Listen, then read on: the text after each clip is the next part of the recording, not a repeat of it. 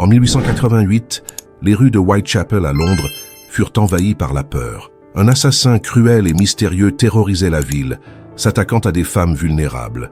Il fut connu sous le nom de Jack l'Éventreur, mais son véritable nom ne fut jamais découvert. Ses crimes brutaux choquèrent non seulement l'Angleterre, mais le monde entier. Des lettres énigmatiques, des suspects controversés et des scènes d'horreur marquèrent son histoire. Plus d'un siècle plus tard, le mystère et la terreur de Jack demeurent vivants. À l'aube du 31 août 1888, Whitechapel se réveillerait avec la nouvelle d'un crime barbare. Le corps d'une femme avait été retrouvé à Bucks Row, une rue étroite et silencieuse. Le silence de la salle n'était interrompu que par le bruit des stylos notant chaque détail. Dehors, des caméras et des reporters attendaient, tandis que des policiers renforçaient la sécurité. L'atmosphère était lourde, presque suffocante, comme si tous savaient qu'ils assistaient à un moment historique pour la justice locale. La victime était Mary Ann Nichols, connue parmi les habitants sous le nom de Polly. Âgée de seulement 43 ans, elle avait été abandonnée par son mari et avait survécu pendant des années dans des refuges et dans les rues, vivant de la prostitution occasionnelle. Lorsque son corps fut découvert, la scène était choquante.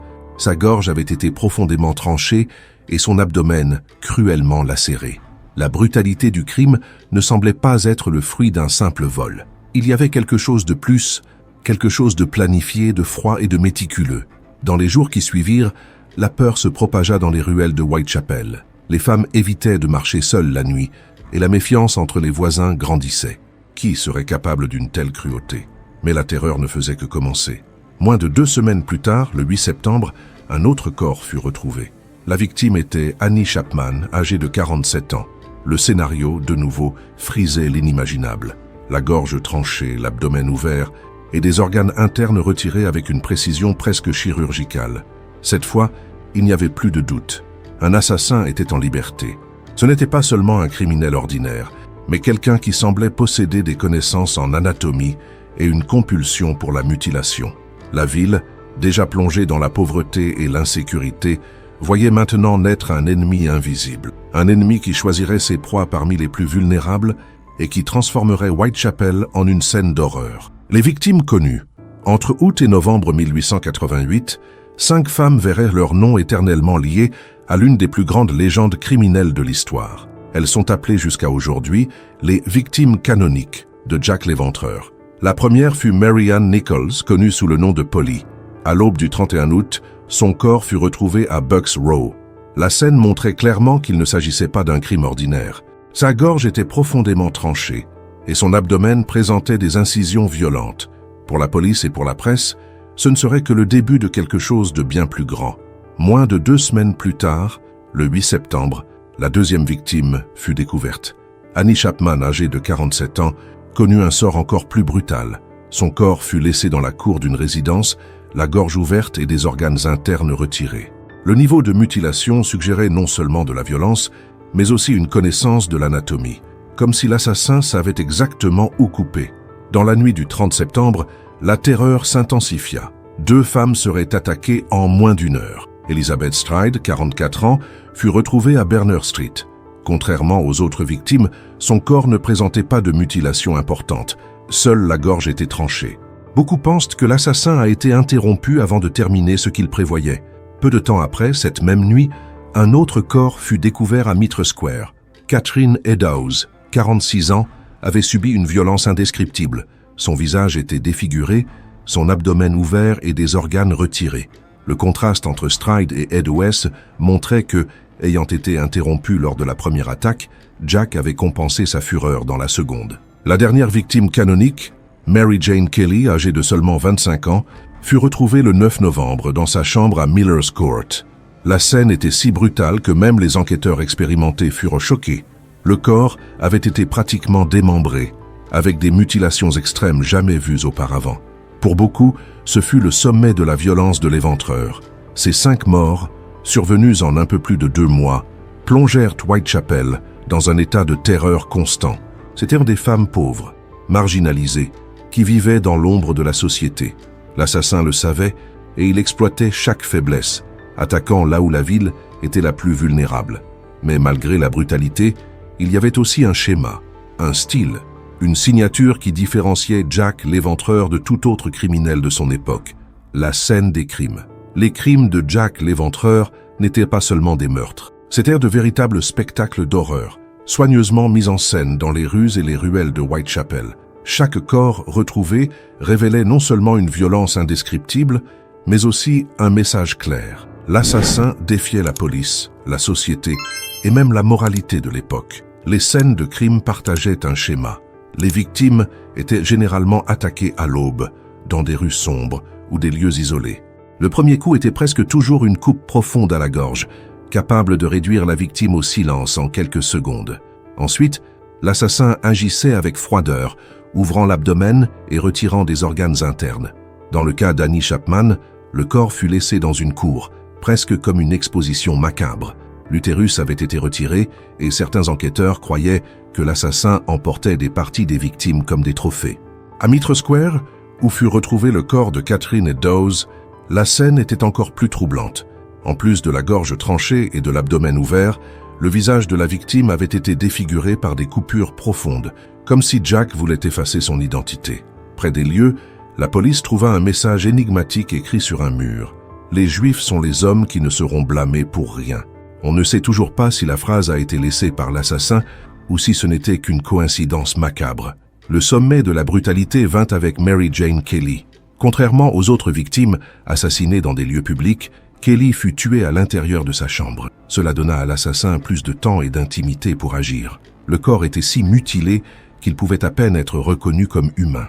Les rapports de l'époque décrivent des coupures qui dépassaient toute compréhension, transformant la chambre en un décor de cauchemar. Ces scènes de crime n'étaient pas seulement violentes, elles transmettaient un message psychologique. Jack l'Éventreur semblait vouloir montrer son pouvoir, sa domination sur les rues de Whitechapel, et à chaque nouveau corps, la peur se propageait, paralysant la communauté. Les ruelles sombres, déjà dangereuses par nature, devinrent des territoires interdits. Les prostituées, qui marchaient auparavant à la recherche de clients, commencèrent à se déplacer en paires ou à éviter certaines rues. Mais aucune précaution ne semblait suffisante contre un ennemi qui attaquait en silence et disparaissait sans laisser de traces. À Londres, personne ne se sentait en sécurité.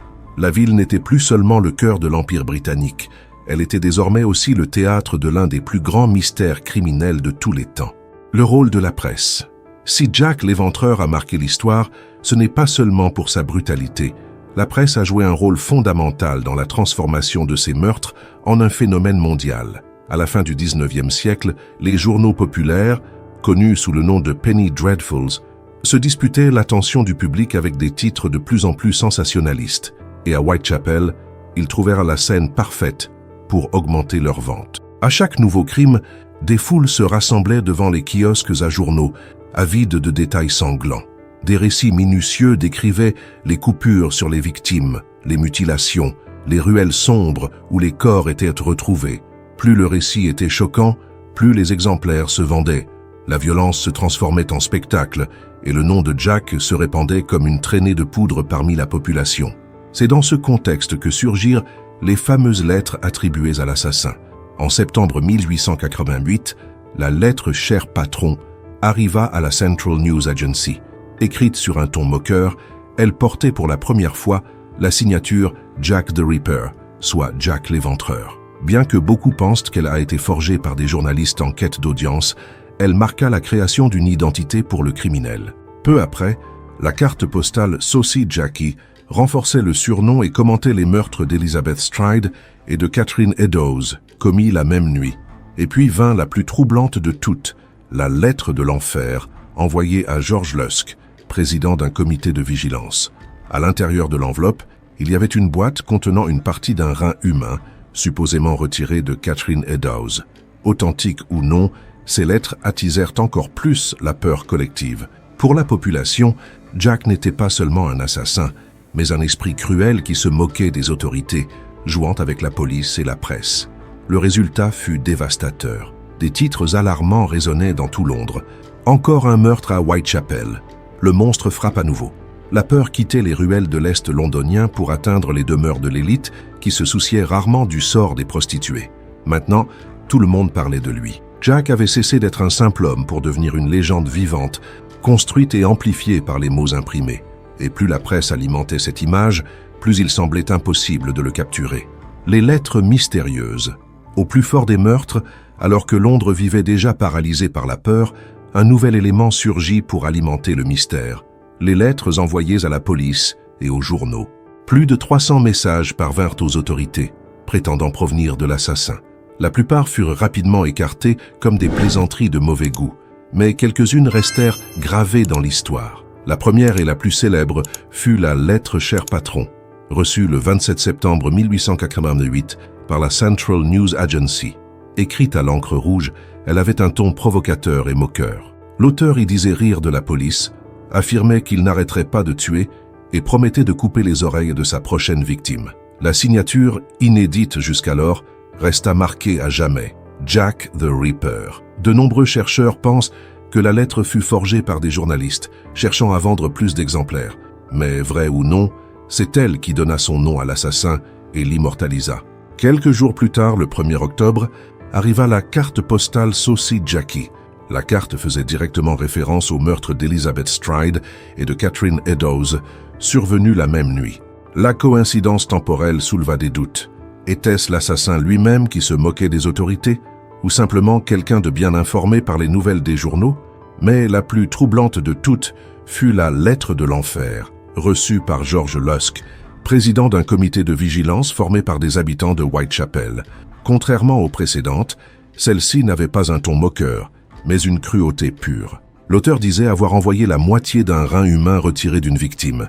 Le détail macabre, avec la lettre se trouvait réellement une boîte contenant une partie d'un rein conservé dans l'alcool. À l'époque, les médecins ne purent confirmer son origine, mais la possibilité qu'elle soit authentique plongea Londres dans une panique absolue. Ces lettres non seulement intensifièrent la peur de la population, mais créèrent aussi le sentiment que Jack était omniprésent, un fantôme qui observait tout et s'amusait de la terreur qu'il provoquait. Qu'elles aient été écrites par le véritable assassin ou non, peu importe. Elles contribuèrent à construire le mythe, transformant Jack l'Éventreur en une entité qui semblait aller au-delà d'un simple être humain. Le mystère des lettres reste vivant aujourd'hui. Étaient-ce des messages réels d'un assassin calculateur, ou le fruit d'une presse sensationnaliste, capable d'inventer même les mots d'un monstre pour vendre des journaux? D'une manière ou d'une autre, elles assurèrent que Jack ne soit pas seulement craint en 1888, mais rappelé dans le monde entier jusqu'à nos jours. L'enquête policière. À chaque nouveau meurtre, la pression sur la police de Londres augmentait de manière exponentielle. La population exigeait des réponses, la presse réclamait des actions, et les crimes de Jack l'Éventreur restaient non résolus. Mais capturer un assassin comme lui en 1888 était une tâche presque impossible. L'enquête fut principalement menée par la Metropolitan Police, avec le soutien de la City of London Police, deux forces qui, à l'époque, étaient rivales et souvent déconnectées dans leurs actions. La mauvaise coordination, alliée au manque de technologie moderne, rendit la traque encore plus difficile. Il n'existait pas d'empreinte digitale, la photographie judiciaire était limitée et les analyses de sang étaient rudimentaires. Tout ce que la police avait, c'était des témoignages peu fiables, des indices matériels minimes et une population terrorisée. Des inspecteurs comme Frédéric Aberlin se distinguèrent dans l'enquête. Il retourna sur les scènes de crime, interrogea des habitants, tenta de dresser des profils et de relier les meurtres. Mais même avec son talent, le mystère de l'Éventreur restait insoluble. Chaque suspect semblait disparaître avant de pouvoir être confronté, et la pression publique ne faisait qu'augmenter. Parmi les suspects figuraient aussi bien des marginaux locaux, comme Aaron Kosminski, un barbier polonais avec des antécédents de maladie mentale, que des membres de l'élite ou des figures inhabituelles, comme Montagu John Druitt et le peintre Walter Sickert. Aucun d'eux ne fut arrêté ou déclaré coupable. L'absence de preuves concrètes fit que chaque nom soulevait plus de théories que de certitudes. La police fit également face à de sévères critiques de la part de la presse et de la population. Des manifestants exigeaient des patrouilles constantes.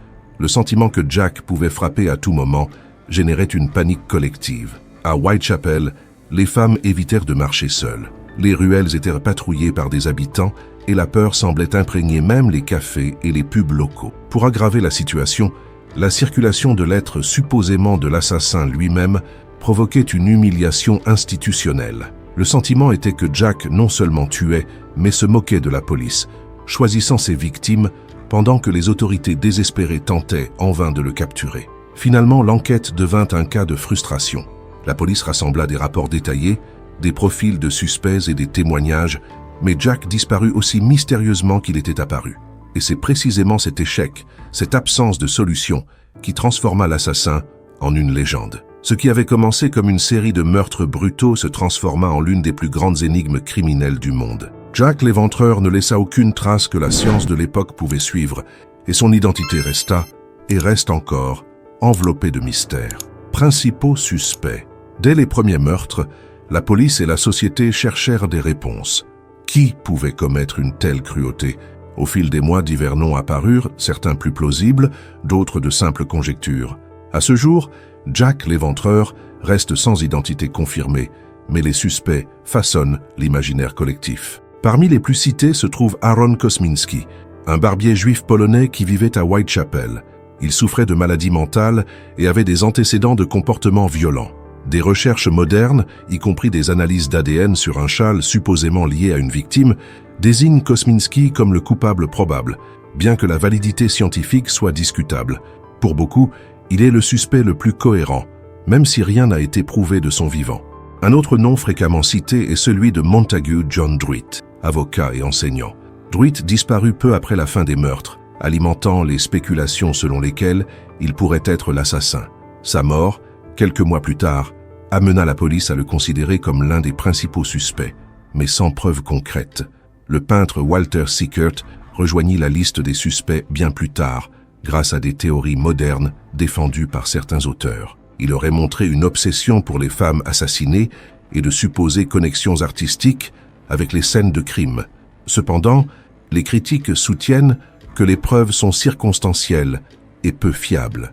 Parmi les autres suspects historiques, on trouve Michael Ostrog, un criminel récidiviste et imposteur qui passait des périodes en prison et en asile. James Maybrick, un marchand de coton dont la renommée moderne découle d'un journal où il aurait confessé les crimes, et John Pizer, un cordonnier juif, accusé à tort par des témoins locaux. Malgré la variété des noms, une chose est claire, aucun d'eux n'a été condamné. Chaque suspect avait des lacunes dans son alibi, ou une histoire qui rendait les liens définitifs difficiles. L'absence de preuves médico-légales fiables à l'époque a permis aux théories de proliférer, transformant Jack en une véritable énigme. Ce qui relie tous ces suspects, c'est l'impossibilité d'affirmer quoi que ce soit avec certitude. Pour les enquêteurs, les historiens et les curieux, l'affaire reste un puzzle sans solution. Ce que l'on sait avec certitude, c'est que Jack l'Éventreur a frappé de manière méthodique, cruelle et silencieuse, choisissant des victimes vulnérables et ne laissant que mystère et peur sur son chemin. Plus que des noms, ces suspects représentent le reflet d'une société essayant de comprendre l'incompréhensible, projetant ses soupçons et ses craintes sur la figure d'un assassin qui n'a jamais été attrapé. La peur à Whitechapel. À mesure que les meurtres se poursuivaient, Whitechapel plongea dans un état de peur absolue. Chaque rue sombre, chaque ruelle mal éclairée, semblait cacher la silhouette de l'assassin. La population, déjà habituée à la pauvreté et à la violence quotidienne, vivait désormais en alerte constante, se méfiant des voisins et des inconnus. Les femmes, principalement les prostituées, devinrent les plus vulnérables et par conséquent les plus craintives.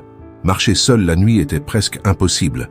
Beaucoup commencèrent à travailler en groupe, patrouillant les rues et se signalant les unes aux autres les mouvements suspects.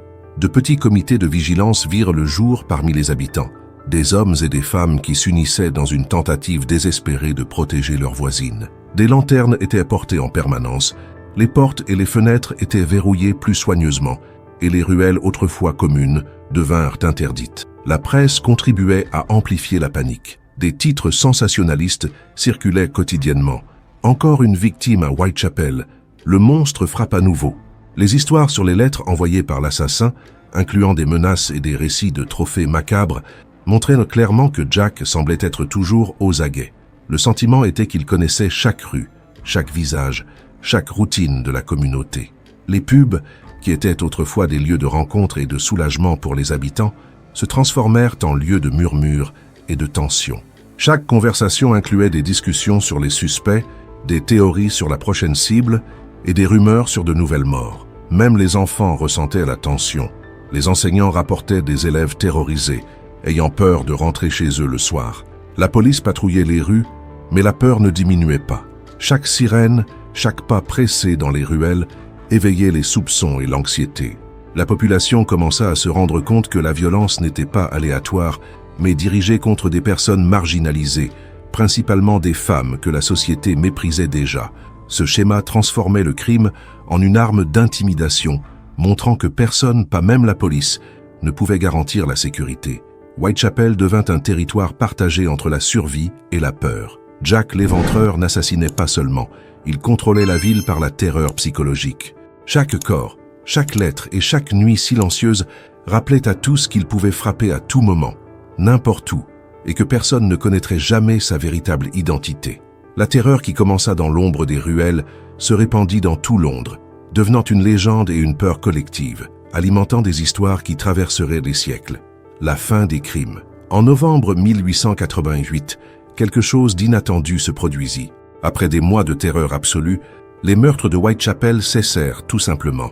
Aucune nouvelle victime ne fut enregistrée avec le même schéma de brutalité qui caractérisait Jack l'Éventreur. La ville, encore sous le choc, commença à se demander: l'assassin était-il mort? Avait-il déménagé? Ou avait-il simplement décidé d'arrêter? La dernière victime canonique, Mary Jane Kelly, retrouvée le 9 novembre dans sa chambre à Miller's Court, représente le sommet de la violence de l'assassin. Après elle, aucun corps n'apparut avec des mutilations comparables, ni de nouvelles lettres avec la signature de l'Éventreur ne firent surface. Cette interruption soudaine intensifia le mystère, laissant la population avec plus de questions que de réponses. La police continua d'enquêter, réexaminant les suspects, interrogeant les témoins et maintenant les patrouilles, mais il n'y avait aucun signe que Jack ait laissé la moindre piste sur sa localisation. Certains pensaient qu'il aurait pu mourir de maladie, par suicide ou accident. D'autres supposaient qu'il s'était simplement éloigné de Whitechapel, trouvant peut-être de nouvelles victimes dans d'autres régions. L'impact psychologique de la cessation des crimes fut paradoxal. La population ressentit un soulagement immédiat, mais l'anxiété persista. Les rues furent à nouveau parcourues avec plus de prudence, et le sentiment que la terreur pouvait revenir à tout moment restait vif. Whitechapel avait été profondément marqué, et la peur laissée par l'Éventreur ne disparaîtrait pas facilement. Avec le temps, les meurtres furent classés comme des affaires non résolues, mais la fascination pour le mystère ne fit que croître. L'absence de résolution transforma Jack l'Éventreur en une figure presque légendaire, une ombre invisible que l'histoire n'a pas réussi à capturer, mais qui reste présente dans la mémoire collective. Cette disparition soudaine alimenta également des théories sur l'identité de l'assassin. Était-il quelqu'un de proche de la police? Un médecin? Ou un chirurgien avec des connaissances anatomiques? Ou un marginal qui avait simplement disparu dans l'obscurité de la ville? Chaque théorie créa de nouvelles spéculations, et chaque doute maintint le mythe en vie. La fin des meurtres, au lieu d'apporter un soulagement complet, consolida Jack comme une énigme éternelle. Cet homme, dont le vrai nom ne fut jamais connu, réussit à défier non seulement la police de Londres, mais aussi l'histoire elle-même, laissant Whitechapel et le monde avec un héritage de peur, de mystère et de fascination qui traverserait les générations. Bien que Jack l'Éventreur ait disparu sans laisser de traces, sa présence a continué de hanter Londres et le monde. Ce qui a commencé comme une série de meurtres brutaux s'est transformé en une légende, un mythe et une fascination culturelle qui traversent les siècles. L'Éventreur est devenu plus qu'un criminel, il est devenu un symbole du mal énigmatique et de la vulnérabilité humaine. L'affaire a alimenté d'innombrables livres, articles, pièces de théâtre, films et séries. Chaque nouvelle œuvre tente de reconstituer l'esprit de l'assassin, de théoriser sur son identité ou de dramatiser les horreurs de Whitechapel. Jack est devenu l'archétype du tueur en série, méthodique, cruel, intelligent et invisible. Son histoire inspire autant la peur que la curiosité, et sa figure domine la culture populaire du true crime jusqu'à aujourd'hui. Au-delà du divertissement, l'héritage de l'Éventreur a eu un impact direct sur la criminologie. La nécessité de comprendre les schémas, les comportements et les profils psychologiques a commencé à prendre de l'ampleur avec son cas. À partir des crimes de Jack, des études sur les profils d'assassins, l'analyse des scènes de crime et les méthodes d'enquête modernes ont vu le jour. Il a, sans le vouloir, contribué à l'évolution de la science médico-légale. La fascination pour l'Éventreur reflète également quelque chose de plus profond, la quête de la société pour des réponses à l'incompréhensible. L'identité de l'assassin reste inconnue, et ce mystère est un élément central de son héritage. Chaque suspect, chaque théorie et chaque lettre contribuent au récit qui ne se termine jamais, maintenant Jack en vie dans l'imagination collective. De plus, Jack symbolise le contraste de l'ère victorienne, la richesse et le progrès divisés par des rues de misère et de souffrance. Whitechapel est devenu une icône de la peur urbaine, et le nom de l'assassin en est venu à représenter le côté sombre du progrès et de la civilisation. Encore aujourd'hui, des touristes parcourent les rues de l'Est londonien, cherchant à revivre les pas de l'un des criminels les plus célèbres du monde. L'éventreur n'a pas seulement tué 5 femmes, il a marqué l'histoire, transformé des villes en scènes de terreur et alimenté des légendes qui résistent au temps. Son héritage est complexe. La peur, la curiosité, l'étude et la culture se mêlent dans une énigme qui défie les générations. Jack l'Éventreur est devenu éternel, non seulement en tant qu'assassin, mais en tant que symbole d'un mystère que l'humanité n'a toujours pas réussi à résoudre. Théories et mystères en suspens. Plus d'un siècle s'est écoulé depuis les meurtres de Whitechapel, et Jack l'Éventreur reste l'un des plus grands mystères criminels de l'histoire. Malgré les avancées de la technologie médico-légale, les analyses d'ADN et les recherches historiques, sa véritable identité demeure inconnue. Ce vide alimente les théories, les débats et la fascination. Parmi les hypothèses les plus discutées, on trouve celle d'un assassin local ayant une connaissance approfondie des rues de Whitechapel, capable de disparaître sans laisser de traces. Certains pensent que Jack était un marginal, peut-être un habitant des quartiers pauvres, mu par la colère ou une compulsion sexuelle. Cette théorie explique l'accès facile aux victimes et la connaissance des horaires et des routines des femmes. D'autres suggèrent que Jack aurait pu être quelqu'un d'un statut social élevé, comme un médecin ou un chirurgien, dont les connaissances anatomiques permettaient des mutilations précises. Cette idée correspond à la méticulosité des meurtres et au fait que personne ne soupçonnait les membres de l'élite.